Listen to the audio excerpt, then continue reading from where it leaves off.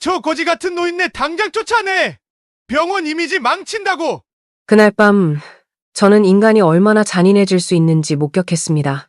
82세 할아버지가 응급실 바닥에 쓰러져 피를 흘리는데도 병원 직원들은 비웃기만 했어요. 돈도 없는 주제에 대학병원은 왜 왔대? 에이, 더러워! 정태수라는 보안요원이 할아버지를 발로 툭 치는 순간 저는 숨이 막혔습니다. 그때 할아버지 목에서 뭔가 떨어졌어요. 녹슨 군번줄이었죠. 하지만 24시간 후 이 병원은 발칵 뒤집혔습니다. 국방부 차관이 무릎 꿇고 기자들이 몰려들고 병원장이 사표를 썼어요. 왜냐고요? 그들이 쫓아낸 거지 노인이 베트남전에서 20명을 구하고 3년간 고문받으며 조국을 지킨 CIA가 인정한 전쟁 영웅이었거든요. 이 충격적인 실화의 전말이 궁금하시다면 끝까지 시청해주세요. 구독과 좋아요 꼭 부탁드립니다. 비가 내리고 있었습니다. 깊은 밤 서울 강남의 한 대형 병원 응급실 앞에 구급차가 요란한 사이렌 소리와 함께 도착했어요. 빗방울이 구급차의 빨간 불빛에 반사되어 번쩍이는 가운데 뒷문이 열리면서 구급대원들이 누군가를 부축해 내렸습니다. 82세의 노인이었죠. 박진호 할아버지는 낡은 회색 재킷을 걸치고 있었는데 여기저기 구멍이 나 있었고 색도발에서 원래 무슨 색이었는지 알아보기 힘들 정도였습니다. 바지는 더 심했어요. 무릎 부분이 다 헤어져 있었고 밑단은 너덜너덜해서 실밥이 풀려나와 있었죠. 발에 신은 운동화를 보면 마음이 더 아팠습니다. 한때는 흰색이었을 것 같은 운동화였지만 이제는 회색과 누런색이 뒤섞여 알 수 없는 색이 되어 있었어요. 밑창은 거의 떨어져 나갈 것처럼 보였고 여기저기 구멍이 뚫려서 양말이 그대로 보였습니다.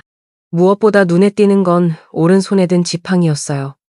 오래된 나무 지팡이는 손때가 까맣게 묻어 있었고 곳곳에 금이가 있어서 언제 부러질지 모를 상태였습니다. 박진호 할아버지는 그 지팡이에 온몸을 의지한 채 한 걸음씩 절뚝거리며 응급실로 들어갔어요. 보험증 있으세요? 접수 데스크에 앉아있던 젊은 간호사가 할아버지를 위아래로 훑어보며 물었습니다.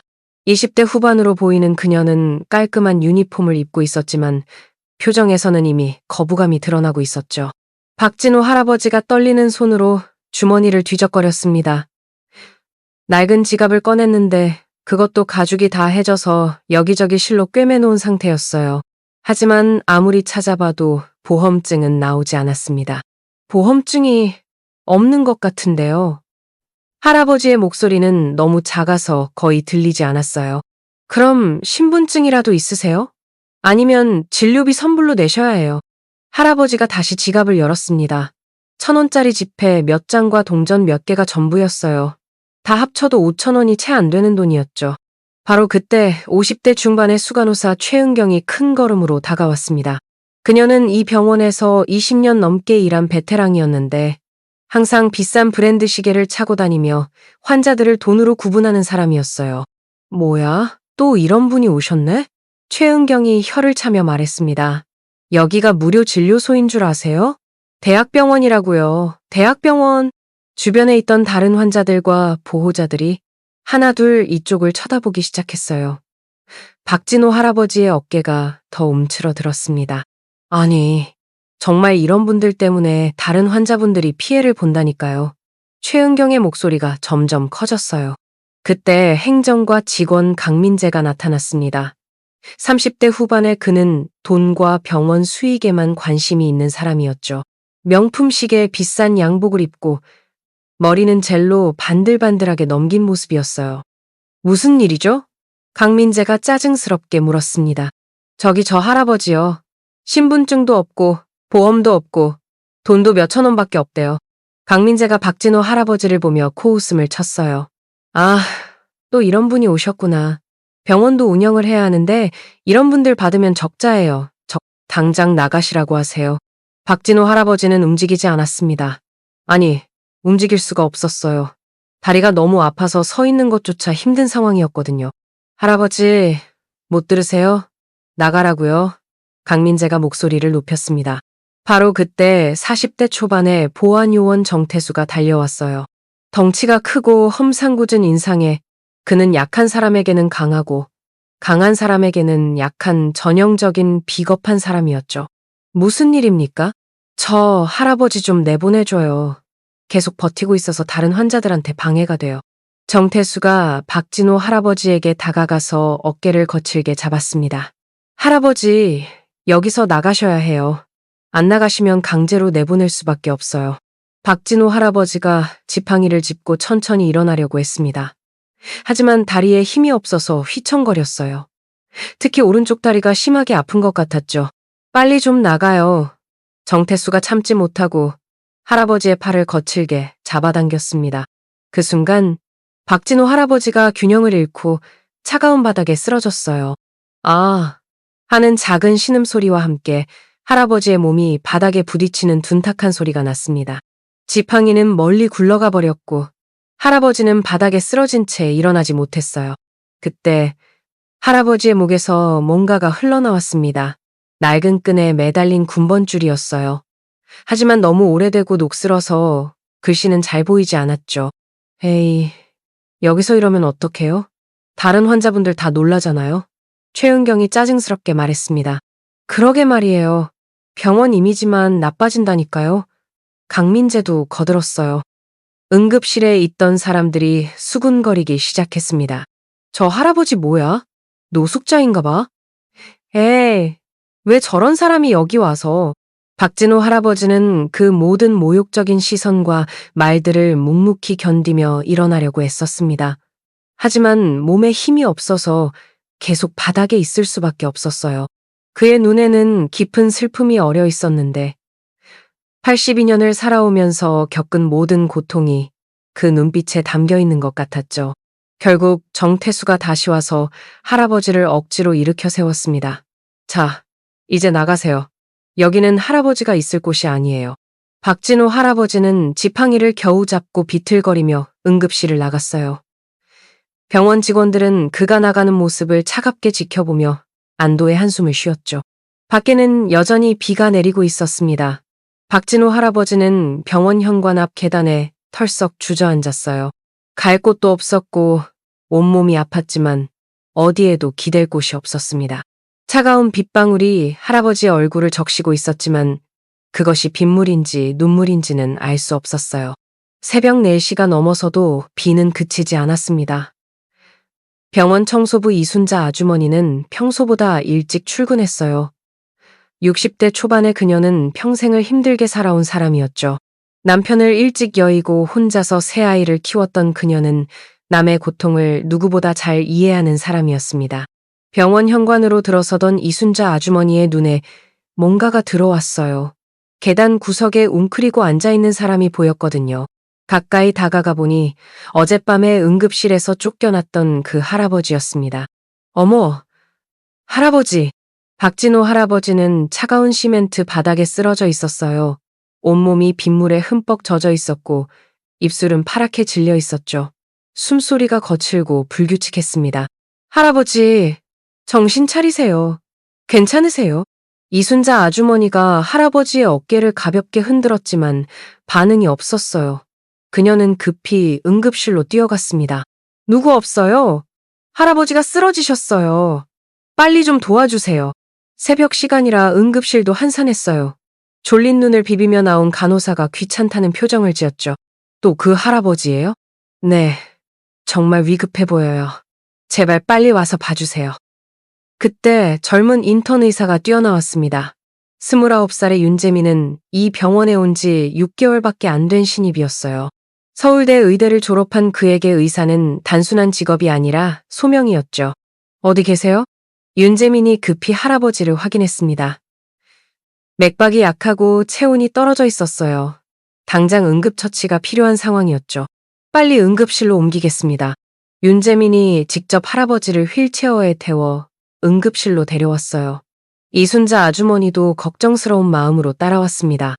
응급 침대에 누운 박진호 할아버지의 젖은 옷을 벗기는 과정에서 윤재민은 놀라운 것을 발견했어요. 할아버지의 온몸에 상처가 가득했던 거죠. 그것도 보통 상처가 아니었습니다. 이건 총상 흉터.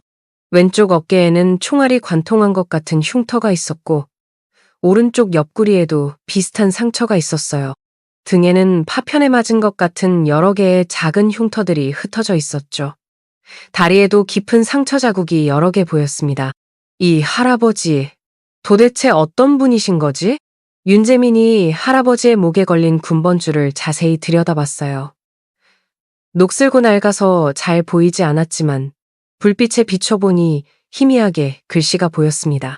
박진호, 1942년생, 특수임무. 그 순간 윤재민의 머릿속에 뭔가가 스쳐 지나갔어요. 의대 시절 군의관 출신 교수님이 들려주셨던 이야기가 떠올랐죠. 베트남전 당시 극비 작전을 수행했던 특수부대원들에 대한 이야기였습니다. 할아버지가 산소 마스크를 쓰고 조용히 누워있는 동안 그의 의식 속에서는 60년 전의 기억이 영화처럼 흘러가고 있었어요. 1962년 20살의 박진호는 육군 특수부대에 자원 입대했습니다. 가난한 농부의 아들이었던 그는 나라를 위해 무언가 하고 싶었죠. 혹독한 훈련을 거쳐 최정예 요원이 된 그는 1964년 베트남으로 파병되었습니다. 그가 속한 부대의 임무는 일반적인 전투가 아니었어요. 적진 깊숙이 침투해서 정보를 수집하고 포로가 된 아군을 구출하는 극비 작전이었죠. 박진호는 베트남어를 빠르게 익혔고 현지인으로 위장해서 수많은 임무를 성공적으로 수행했습니다. 1967년 12월, 운명의 그날이 찾아왔어요. 북베트남군의 포로로 잡힌 한국군 병사 12명과 미군 8명을 구출하는 작전이었죠.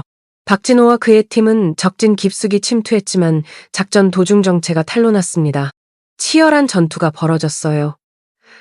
박진호는 부상을 입으면서도 포로들을 탈출시키는 데 성공했지만 자신은 퇴로가 막혀버렸죠.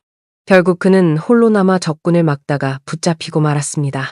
그 후 3년간 박진호는 포로 수용소에서 끔찍한 고문을 받았어요. 매일같이 구타와 고문이 이어졌지만 그는 아군의 정보를 단 한마디도 누설하지 않았죠. 적군들은 그의 정신력에 놀라면서도 더욱 잔인하게 고문했습니다. 1970년 포로 교환 협상으로 겨우 풀려난 박진호는 이미 몸과 마음이 만신창이가 되어 있었어요. 귀국 후에도 그의 고통은 끝나지 않았죠. 작전의 기밀성 때문에 그의 희생은 공식적으로 인정받지 못했고 외상 후 스트레스로 정상적인 생활이 불가능했습니다. 가족들과도 멀어졌어요. 전쟁의 악몽에 시달리는 그를 아내는 이해하지 못했고 결국 이혼하게 되었죠. 하나뿐인 동생 가족과도 연락이 끊겼습니다. 그렇게 박진호는 혼자가 되었어요. 새벽 5시, 윤재민은 할아버지의 상태를 계속 지켜보고 있었습니다. 이순자 아주머니도 곁에서 떠나지 않았어요. 선생님, 이 할아버지 정말 특별한 분 같아요. 이순자 아주머니가 조심스럽게 말했습니다. 네, 저도 그런 생각이 들어요. 이 상처들을 보면 윤재민은 뭔가 결심한 듯 휴대폰을 꺼냈어요. 새벽 시간이었지만 국방부 민원실에 전화를 걸었습니다. 24시간 운영되는 곳이었거든요. 여보세요. 국방부 민원실입니다. 안녕하세요. 저는 서울대병원 응급실에 근무하는 의사 윤재민입니다. 지금 저희 병원에 박진호라는 어르신이 계신데 군번줄에 특수임무라고 적혀 있고 온몸에 총상 흉터가 있습니다. 혹시 확인이 가능할까요? 전화 너머에서 잠시 침묵이 흘렀어요. 그리고 급하게 무언가를 확인하는 소리가 들렸습니다. 잠시만요. 박진호, 1942년생이 맞습니까? 네, 맞습니다. 지금 바로 확인해 보겠습니다. 연락처를 남겨주시면 곧 다시 연락드리겠습니다. 전화를 끊고 나서 윤재민은 왠지 모를 불안감을 느꼈어요. 이 할아버지에게는 분명 특별한 사연이 있을 것 같았죠. 그리고 어젯밤 이 병원에서 벌어진 일을 생각하니 마음이 더욱 무거워졌습니다. 아침 7시 병원 정문 앞에 검은색 승용차 3대가 줄지어 들어왔습니다. 평범한 차량이 아니었어요. 정부 차량 특유의 위험이 느껴졌고 뒤따라오는 경호 차량의 모습도 보였죠. 병원 로비에 들어선 사람들의 표정은 매우 엄숙했습니다. 맨 앞에는 50대 후반의 남성이 걸어오고 있었어요. 국방부 차관 김성호였죠. 그의 뒤를 따라 보훈처 국장과 여러 명의 군 관계자들이 줄지어 들어왔습니다. 병원 직원들이 수군거리기 시작했어요. 저 사람들 누구야? 국방부에서 왜 왔대? 원장실로 직행할 줄 알았던 일행이 곧바로 응급실로 향하자 모두가 놀랐습니다. 응급실에 도착한 김성호 차관의 얼굴이 굳어졌어요. 윤재민 의사가 황급히 맞이했죠. 박진호 선생님은 어디 계십니까? 김성호 차관의 목소리에는 절박함이 묻어 있었습니다. 윤재민이 할아버지가 누워있는 침대로 안내했어요. 침대에 누워있는 박진호 할아버지를 본 순간 김성호 차관의 눈에 눈물이 맺혔습니다. 그리고 놀랍게도 그 자리에서 깊이 고개를 숙였어요. 박진호 소령님, 정말 죄송합니다. 이렇게 늦게 찾아뵙게 되어 응급실에 있던 모든 사람들이 충격에 빠졌습니다. 국방부 차관이 한 노인에게 90도로 인사하는 모습은 상상도 못했던 광경이었죠. 김성호 차관이 떨리는 목소리로 말을 이었습니다. 박진호 선생님은 1967년 베트남전에서 불사조 작전을 수행하신 전쟁 영웅이십니다. 단독으로 적진에 침투해 우리 국군 12명과 미군 8명을 구출하신 분이죠. 주변에 있던 의료진들이 숨을 멈췄어요. 그 유명한 불사조 작전의 주인공이 바로 이 할아버지였다니. 보훈처 국장이 덧붙였습니다. 박소령님은 포로들을 구출한 후 홀로 적군을 막다가 붙잡혀 3년간 포로 수용소에서 고문을 받으셨습니다. 그럼에도 단 한마디의 군사기밀도 누설하지 않으셨죠. 미국 CIA는 그의 공로를 인정해 명예의 전당에 이름을 올렸습니다. 이 말을 들은 최은경 수간호사의 얼굴이 하얗게 질렸어요. 어젯밤 자신이 무엇을 했는지 이제야 깨달은 거죠. 강민재와 정태수도 다리가 후들거리기 시작했습니다. 그런데 김성호 차관의 목소리가 차가워졌어요. 어젯밤 이 병원에서 무슨 일이 있었다고 들었습니다. 병원장이 황급히 달려왔습니다. 저희가 몰랐습니다. 정말 죄송합니다. 몰랐다고요? 김성호 차관의 목소리에 분노가 섞였습니다. 한 인간으로서 최소한의 예의도 지키지 않았다면서요? 돈이 없다고, 보험이 없다고 84세 노인을 밀쳐서 넘어뜨렸다고 들었는데 그 순간 박진호 할아버지가 눈을 떴어요. 주변의 소란에 깨어난 것이었죠. 이게 무슨... 김성호 차관이 다시 깊이 인사했습니다.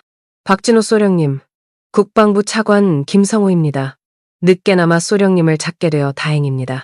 박진호 할아버지가 놀란 표정을 지었어요. 어떻게? 날 찾았소? 미국 CIA에서 연락이 왔습니다. 소령님께서 한국에 계시다는 정보를 받았죠. 그동안 정말 찾고 있었습니다. 이때 병원 밖에서 소란이 일어났어요. 기자들이 몰려들기 시작한 거죠. 누군가가 SNS에 올린 글이 순식간에 퍼져나갔던 겁니다. 베트남전 영웅이 병원에서 노숙자 취급받아 84세 전쟁 영웅, 돈 없다고 쫓겨나. 불과 30분 만에 병원 앞은 기자들로 가득 찼어요. 카메라 플래시가 터지고 마이크를 든 기자들이 병원 관계자들을 찾아다녔죠. 병원장은 급히 대책회의를 소집했지만 이미 상황은 통제 불능이었습니다. 오전 9시 주요 언론사들이 일제히 속보를 내보냈어요. 충격! 베트남전 영웅 박진호 씨, 대학병원서 쫓겨나. CIA 명예의 전당 오른 한국인 노숙자 취급받아. 돈 없다고 밀쳐 넘어뜨려. 병원의 추악한 민낯. 온라인은 폭발했습니다. 실시간 검색어 1위부터 10위까지 모두 관련 키워드로 도배되었어요. 이게 나라냐? 병원 이름 공개하라? 책임자 처벌해야. 시민들의 분노는 하늘을 찔렀죠. 병원 홈페이지는 항의 글로 마비되었고 전화는 쉴 새 없이 울렸습니다. 병원 앞에는 시민들이 모여들기 시작했어요. 국가를 위해 목숨 바친 분한테 이럴 수 있나? 병원 책임자 나와라? 한 60대 할머니가 눈물을 흘리며 외쳤습니다. 우리 아버지도 참전용사셨어요. 이런 대우를 받으면 안 돼요. 청와대에서도 긴급 대응에 나섰습니다. 대통령 비서실장이 직접 병원에 전화를 걸어왔어요. 대통령께서 직접 관심을 갖고 계십니다. 박진호 소령님께 최고의 예우를 하도록 하십시오. 국가보훈처는 즉각 성명을 발표했죠. 박진호 소령님을 특별 국가유공자로 지정하고 모든 의료비를 국가에서 부담하겠습니다. 병원 측은 부랴부랴 VIP 병실을 준비했지만 이미 엎질러진 물이었어요. 최은경, 강민재, 정태수는 병원 구석에 숨어서 벌벌 떨고 있었습니다. 우리가 무슨 짓을 한 거야? 최은경이 울먹였어요. 이제 우리 다 끝났어. 강민재의 목소리도 떨렸죠. 점심 무렵 보훈처 직원들이 박진호 할아버지의 기록을 가져왔습니다. 파일을 열어보니 놀라운 내용들이 가득했어요. 1967년 12월 15일 불사조 작전 단독 수행, 적진 30km 침투, 포로 20명 구출 성공, 3년간 포로 수용소 수감, 고문에도 기밀 유지, 미국 대통령 감사장 수여, CIA 명예의 전당 헌액. 하지만 더 충격적인 내용이 있었습니다. 귀국 후 PTSD로 인한 가족 해체, 국가 기밀 유지를 위해 공식 인정 보류, 50년간 홀로 생활, 경제적 곤란. 김성호 차관이 서류를 보며 눈물을 흘렸어요. 우리 정부가 이분을 50년 동안 방치했구나. 박진호 할아버지는 담담하게 말했습니다. 괜찮소. 나는 내가 할 일을 했을 뿐이요. 그 겸손한 모습에 모든 사람들이 더욱 부끄러워했어요. 진정한 영웅은 자신을 내세우지 않는다는 것을 모두가 느꼈죠. 오후가 되자 병원은 완전히 뒤집혔습니다. 전국에서 위문품이 쏟아져 들어왔고 국회의원들과 고위 공무원들의 방문이 줄을 이었어요. 하지만 박진호 할아버지의 표정은 편안하지 않았습니다. 갑작스러운 관심이 부담스러운 것 같았어요. 그의 눈에는 여전히 깊은 외로움이 서려 있었죠. 오후 3시 박진호 할아버지는 VIP 병실로 옮겨졌습니다. 하지만 화려한 병실이 그의 마음을 채워주지는 못했어요. 창밖을 바라보는 할아버지의 눈빛에는 여전히 깊은 외로움이 서려 있었죠. 윤재민 의사가 조심스럽게 병실로 들어왔습니다. 할아버지, 괜찮으세요? 그래, 고맙네. 자네 덕분에 이렇게 됐어. 윤재민은 할아버지 곁에 앉았어요. 왠지 모르게 이 할아버지에게서 친근함을 느꼈거든요. 마치 오래전부터 알고 있었던 사람 같은 느낌이었죠. 그때 병실 문을 두드리는 소리가 났습니다. 들어오세요. 문이 열리고 60대 후반으로 보이는 남성이 들어왔어요. 단정한 회색 양복을 입은 그는 뭔가 긴장한 표정이었습니다. 안녕하세요. 저는 박성민이라고 합니다. 박진호 할아버지가 고개를 돌려 그를 바라봤어요. 그 순간 할아버지의 눈이 크게 떠졌습니다. 무언가 낯익은 느낌이었죠. 혹시 베트남에서 고아원 후원을 받으셨던 분이신가요? 박성민이 놀란 표정을 지었습니다. 네, 맞습니다. 어떻게 하셨죠? 제가 420의 한국인 고아원에서 자랐는데 익명의 후원자님 덕분에 공부할 수 있었어요. 박진호 할아버지의 눈에 눈물이 맺혔어요. 50년 전 그가 베트남에서 몰래 후원했던 고아원의 아이들 중 한 명이었던 거죠. 그때 후원자가 나였소. 정말이세요? 박성민의 목소리가 떨렸습니다. 그럼 매달 보내주신 편지도 그래, 내가 썼지. 이름은 밝힐 수 없었지만 박성민이 가방에서 낡은 편지 묶음을 꺼냈어요. 50년 동안 고이 간직해온 편지들이었죠. 이 편지들 덕분에 살 수 있었어요. 힘내라. 너는 혼자가 아니다라는 말씀. 평생 잊지 못했습니다. 두 사람이 편지를 보며 옛 기억을 떠올리는 동안 윤재민은 뭔가 이상한 느낌을 받았어요. 박성민의 얼굴이 어딘가 낯익었거든요. 실례지만 박성민 선생님, 원래 성함이 그게 맞으신가요? 박성민이 슬픈 표정을 지었습니다. 사실 저도 제 본명을 몰라요. 고아원에서 지어준 이름이거든요. 다만 그가 주머니에서 작은 사진 한 장을 꺼냈어요. 아주 오래된 흑백 사진이었죠. 이 사진만 갖고 있었어요. 고아원 원장님이 주신 건데 제 가족이라고. 박진호 할아버지가 그 사진을 받아본 순간 온몸이 굳어졌습니다.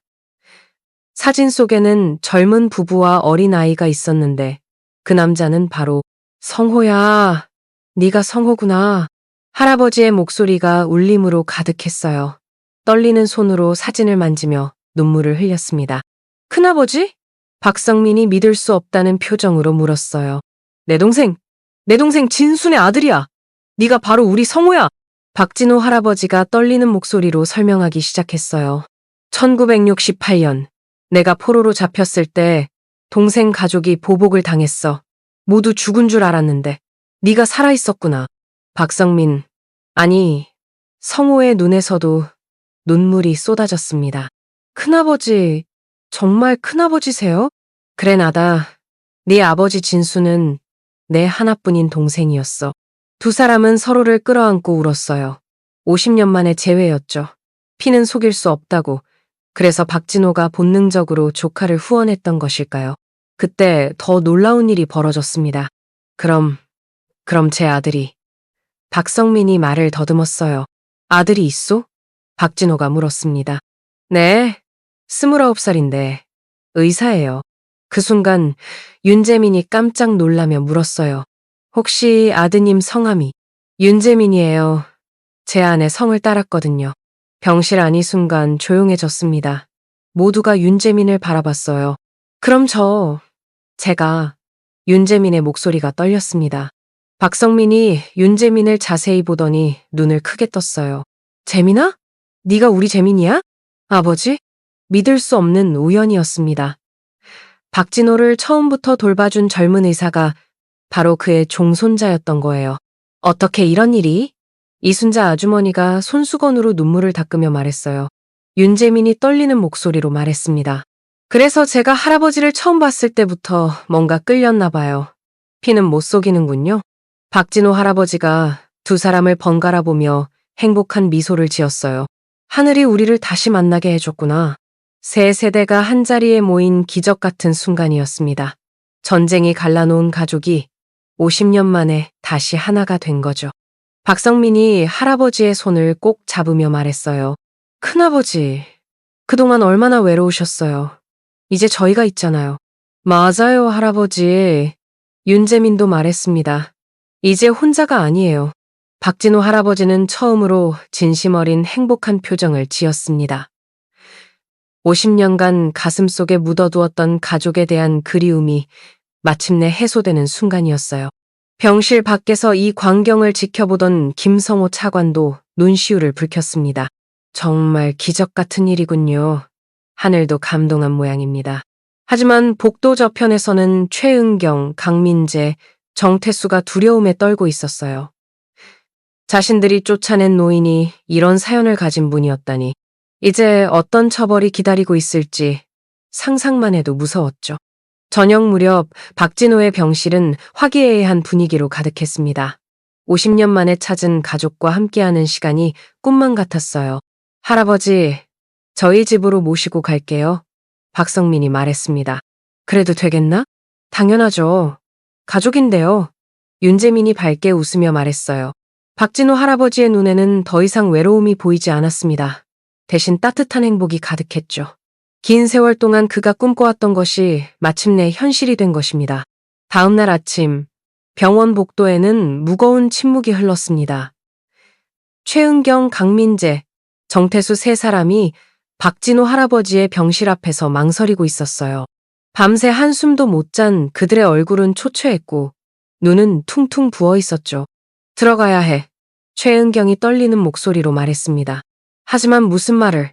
강민재도 두려워했어요. 정태수는 아예 말을 잃은 상태였습니다. 평소의 거친 모습은 온데간데 없고 겁에 질린 아이 같았죠. 병실 문이 열리고 박성민이 나왔어요. 들어오세요. 큰아버지께서 기다리고 계십니다. 세 사람은 떨리는 발걸음으로 병실로 들어갔습니다. 박진호 할아버지는 침대에 앉아 온화한 표정으로 그들을 바라보고 있었어요. 옆에는 윤재민과 이순자 아주머니도 있었죠. 문이 닫히자마자 세 사람은 그 자리에 무릎을 꿇었습니다. 선생님, 정말 죄송합니다. 최은경이 먼저 입을 열었어요. 목소리는 울음에 젖어 있었죠. 저희가 정말 용서받을 수 없는 일을 했습니다. 강민재도 고개를 들 수 없었어요. 정태수는 아예 바닥에 엎드렸습니다. 선생님을 밀쳐서 넘어뜨렸습니다. 죽을 죄를 지었습니다. 박진호 할아버지는 조용히 그들을 바라보았어요. 그 눈빛에는 분노가 아닌 깊은 슬픔이 담겨 있었죠. 고개를 들어보세요. 세 사람이 조심스럽게 고개를 들었습니다. 눈물로 범벅이 된 그들의 얼굴이 안쓰러워 보였어요. 최은경 씨, 당신은 왜 나를 그렇게 대했습니까? 최은경이 떨리는 목소리로 대답했습니다. 저는 겉모습만 보고 판단했습니다. 돈이 없고 초라해 보인다고, 가치 없는 사람이라고 생각했어요. 20년 동안 간호사로 일하면서 어느새 사람을 돈으로 구분하는 괴물이 되어 있었습니다. 박진호 할아버지가 고개를 끄덕였어요. 강민재 씨는요? 저는 병원의 이익만 생각했습니다. 환자를 사람이 아닌 돈으로만 봤어요. 의료의 본질을 잊고 있었습니다. 정태수 씨? 정태수가 울먹이며 말했습니다. 저는 약자에게 강하고 강자에게 약한 비겁한 인간이었습니다. 힘없어 보이는 사람은 함부로 대해도 된다고 생각했어요. 박진호 할아버지가 잠시 침묵했습니다. 그리고 천천히 입을 열었어요. 저도 전쟁터에서 많은 사람을 죽였습니다. 세 사람이 놀란 표정으로 할아버지를 봤어요. 적이라는 이유로, 임무라는 이유로. 하지만 그들도 누군가의 아들이었고 아버지였겠지요. 50년 동안 그 죄책감에 시달렸습니다. 할아버지의 목소리에는 깊은 아픔이 배어 있었어요. 하지만 한 가지 깨달은 것이 있습니다. 증오와 원망은 아무것도 해결해주지 않는다는 것을요. 오직 용서만이 우리를 자유롭게 해줍니다. 박진호 할아버지가 일어나서 세 사람에게 다가갔어요. 여러분을 용서합니다. 선생님, 최은경이 놀라서 고개를 들었습니다. 하지만 한 가지 약속해주세요. 다시는 이런 일이 없도록 모든 환자를 한 인간으로서 존중해주세요. 네, 약속드립니다. 세 사람이 한 목소리로 대답했어요. 박진호 할아버지가 각자의 손을 잡아주었습니다. 이제 일어나세요. 앞으로는 좋은 의료인이 되어주세요. 세 사람은 감동의 눈물을 흘리며 일어났어요. 자신들을 그렇게 모욕했던 사람들을 이렇게 용서해주다니. 그날 오후 병원은 긴급 전체 회의를 열었습니다. 병원장이 직접 나서서 새로운 방침을 발표했어요. 앞으로 우리 병원은 박진호 무료진료센터를 설립합니다. 경제적으로 어려운 분들도 치료받을 수 있도록 하겠습니다. 직원들 사이에서 박수가 터져나왔어요. 최은경은 자원에서 무료진료센터의 수간호사가 되었습니다. 강민재는 의료비 지원 프로그램을 만들어 저소득층 환자들을 돕기 시작했어요. 정태수는 노숙자 지원 봉사단을 조직해서 거리의 어려운 이웃들을 찾아다녔죠. 일주일 후 박진호 할아버지는 퇴원했습니다. 조카 박성민의 집으로 가는 길, 할아버지의 얼굴에는 평온한 미소가 떠올랐어요. 할아버지, 이제 저희 집이 할아버지 집이에요. 윤재민이 운전하며 말했습니다. 고맙다, 재민아. 정말 꿈만 같구나. 박성민이 뒷좌석에서 할아버지의 손을 꼭 잡았어요. 큰아버지, 이제 외롭지 않으실 거예요. 저희가 있잖아요. 그들이 도착한 집은 아담한 2층 주택이었습니다. 대문을 열고 들어서자 따뜻한 밥 냄새가 났어요. 윤재민의 어머니가 정성스럽게 저녁을 준비하고 있었죠. 아버님, 어서 오세요. 처음 보는 며느리였지만 그녀의 따뜻한 미소에 박진호 할아버지는 진짜 가족이 된 것을 느꼈습니다. 저녁 식탁에서 박진호 할아버지는 생각했어요. 50년간의 외로움, 3년간의 고문, 그 모든 고통이 이 순간을 위한 것이었나 하고요. 할아버지, 내일은 제가 병원 구경시켜드릴게요. 제가 일하는 곳 보여드리고 싶어요. 윤재민이 밝게 말했습니다. 그리고 주말엔 가족 나들이 가요. 박성민도 신이 났어요. 박진호 할아버지는 행복한 눈물을 흘렸습니다. 전쟁이 앗아간 가족을 50년 만에 되찾은 것이죠. 한 달 후 박진호 재단이 설립되었습니다. 전국에서 후원금이 모여들었고 참전용사와 그 가족들을 돕는 사업을 시작했어요. 병원은 완전히 달라졌습니다. 대한민국에서 가장 따뜻한 병원이라는 새로운 별명을 얻었죠. 환자들은 이제 돈이 없어도 걱정하지 않았습니다. 어느 봄날 박진호 할아버지는 가족들과 함께 한강을 걸었어요. 할아버지, 후회되는 거 없으세요? 윤재민이 물었습니다. 박진호 할아버지가 따뜻한 햇살을 받으며 미소 지었어요. 없다. 모든 아픔이 있었기에 지금의 행복이 더 소중한 거야. 그의 이야기는 우리에게 큰 교훈을 남겼습니다. 겉모습으로 사람을 판단하지 말 것, 그리고 용서가 만들어내는 기적을 믿을 것. 박진호 할아버지는 87세까지 건강하게 사셨습니다. 마지막 순간까지 가족들에게 둘러싸여 행복했죠. 그가 떠난 후에도 박진호 재단은 계속해서 어려운 이웃들을 도왔고 병원은 여전히 따뜻한 곳으로 남았습니다. 진정한 영웅은 화려한 무대 위의 사람이 아니라 묵묵히 자신의 자리를 지키는 사람입니다. 그리고 진정한 행복은 용서와 사랑에서 시작된다는 것을 박진호 할아버지는 자신의 삶으로 보여주었습니다.